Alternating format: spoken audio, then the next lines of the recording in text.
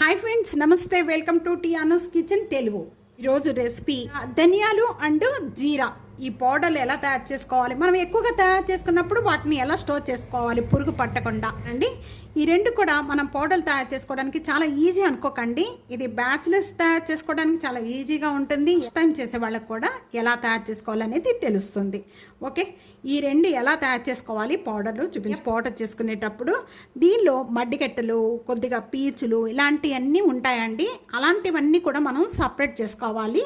ధనియాలు కూడా బాగా ఫ్రెష్గా ఉండే ధనియాలు తీసుకుంటే ధనియా పౌడర్ అనేది చాలా బాగుంటుంది. స్మెల్ అనేది ఎక్కువ రోజులు స్టోర్ చేసి నిలవ పెట్టుకోవడానికి, పురుగులు ఏమి పట్టకుండా ఉండాలంటే దానిలో మనం తీసుకునేటప్పుడు గరిటె కానీ ఎటువంటి కూడా మనం తడి చేతులతో పెట్టుకోకూడదు. రెండో పాయింట్ ఏంటంటే, మనం స్టోర్ చేసి పెట్టుకునేటప్పుడు టైట్గా పెట్టుకోవాలి. మూత టైట్గా పెట్టుకుంటే మూత గాలాడకుండా చక్కగా ఉంటుంది. మూడోది ఏంటంటే, దీంట్లో మనం పౌడర్ తయారు చేసుకునేటప్పుడు సాల్ట్ కానీ కొద్దిగా కరివేపాకు కానీ వేయించేసి కరివేపాకు కానీ ఈ రెండు వేసుకొని పెట్టుకున్నారనుకోండి, చాలా రోజుల వరకు కూడా మనం స్టోర్ చేసి పెట్టుకోవచ్చు, పురుగు పట్టకుండా ఉంటుంది. ముందుగా ఇక్కడ నేను ప్యాన్లో 1 కప్ అనేది ధనియాలు యాడ్ చేస్తున్నానండి.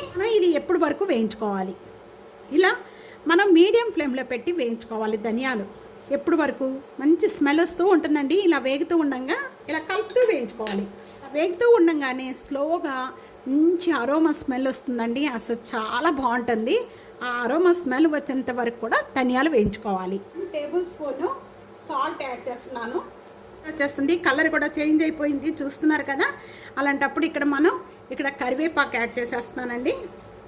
మనం ఉట్టప్పుడు కరివేపాకు కూరలో యాడ్ చేసుకుంటే తీసేసి పక్కన పెడుతూ ఉంటారు. ఇలా కొద్దిగా యాడ్ చేసేసుకొని వేసుకుంటే ఆ స్మెల్ కూడా మంచి స్మెల్ వస్తుందండి. అది టేస్ట్ బాగుంటుంది, పురుగు కూడా పట్టదు, పురుగులు కానీ ఎటువంటి పట్టవు. బాగా చల్లారిపోయిన తర్వాత మిక్సీ జార్ వేసుకొని మెత్తగా చేసుకోవాలి. చేయగానే గుమగుమలాడిపోతుందండి స్మెల్, చాలా బాగుంది. ధనియాలు మాడనివ్వకండి, మాడితే టేస్ట్ అనేది చేంజ్ అయిపోతుంది. ఎంత బాగుందో, కలరు చక్కగా ఉంది. ధనియా పౌడర్ అంతా రెడీ అయిపోయిందండి. ఒక బౌల్లోకి యాడ్ చేసేస్తున్నాను. వేడి మీద అనేది మనం ఎయిర్ కంటైనర్లలో వేసుకోకూడదు. అలాగే ఒక 5 మినిట్స్ అయిపోయిన తర్వాత మనం ఎయిర్ కంటైనర్లో తడి లేకుండా దాన్ని ఫిల్అప్ చేసేసుకోవాలి. జీరా పౌడర్ తయారు చేసుకోవడానికి ముందుగా జీరాలో మడ్డిగట్లు, పీచులు ఇలాంటివి ఉంటాయండి. అవన్నీ సపరేట్ చేసేసుకొని మంచిగా క్లీన్ చేసి పెట్టుకోవాలి. వేయించుకోవడానికి టైం ఎక్కువ పట్టదండి, చాలా తొందరగా అయిపోతుంది. దీంట్లోనే ఇక్కడ నేను బాగా చేసిన జీరా యాడ్ చేసేస్తున్నాను. మడ్డిగట్లు అన్నీ కూడా తీసేసి చక్కగా క్లీన్ చేసేసానండి. వస్తూ ఉంటుంది, ఇలా కొద్దిగా వేడిగా ఉంటుంది బాగా. అలాంటప్పుడు స్టవ్ ఆన్ చేసేయండి.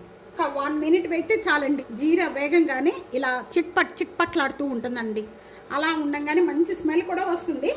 ఈ టైంలో ఇక్కడ నేను స్టవ్ ఆన్ చేసేసాను. ఇక్కడ కొద్దిగా వేడిగా ఉంది కాబట్టి నేను కరివేపాకు యాడ్ చేసేస్తున్నాను. సాల్ట్ కూడా యాడ్ చేసేస్తున్నాను. చల్లారిన తర్వాత సేమ్ మిక్సీ జార్లోనేనండి, ఇంకా దీన్ని క్లీన్ చేసుకున్న అవసరం లేదు. ఈ మిక్సీ జార్లోనే వేసేసుకుందాం. జీరా పౌడర్ కూడా రెడీ అయిపోయిందండి. చేసుకున్న పౌడర్ అంతా కూడా రెడీ అయిపోయింది. ఒక బౌల్లోకి తీసుకుంటున్నాను. ఇలా బౌల్లో తీసుకోవడం వల్ల చల్లారిపోతాయండి. ఈ చలికాలంలో ఇంకా ఇలాంటివన్నీ కూడా దగ్గులు, జలుబులు ఇలాంటివి ఇంకా స్టార్టింగ్ అవుతూ ఉంటాయి. అలాంటప్పుడు నేను ఒక కషాయం పెట్టానండి, కావాలంటే ఒకసారి వీడియో ఓపెన్ చేసి చూడండి. ధనియా పౌడరు, జీరా పౌడరు చూసారు కదా, ఎంత ఈజీగా తయారు చేసుకోవచ్చు అండి. బయట కూడా దొరుకుతాయి మనకి. బయట కొనుక్కోవడం వల్ల అవి ఏమి కలుపుతారో ఏమో తెలీదు. అవి స్మెల్ కూడా ఎక్కువగా ఉండదండి. చాలా రోజుల వరకు కూడా మనం ఈ మసాలా పౌడర్లు అన్నీ కూడా స్టోర్ చేసి పెట్టుకోవచ్చు. చాలా ఫ్రెష్గా ఉంటాయి. మీరు సండే టైం ఇలాగా కొద్దిగా ఒక 10 నిమిషాలు ఇలా కేటాయించేసి, ఏమి లేదండి, చాలా తొందరగా అయిపోతాయి. అసలుకి వెంటనే వేయించేసుకొని చక్కగా మనం చేసుకోవచ్చు ఇంట్లో. ఈ రెసిపీ ఇదే విధంగా మీరు కూడా తయారు చేసుకొని ఎలా ఉందనేది నా కామెంట్స్లో తెలియచేయండి. వీడియో నలుగురికి షేర్ చేయండి, కామెంట్ చేయండి, సబ్స్క్రైబ్ చేసుకోండి. Okay friends, thank you.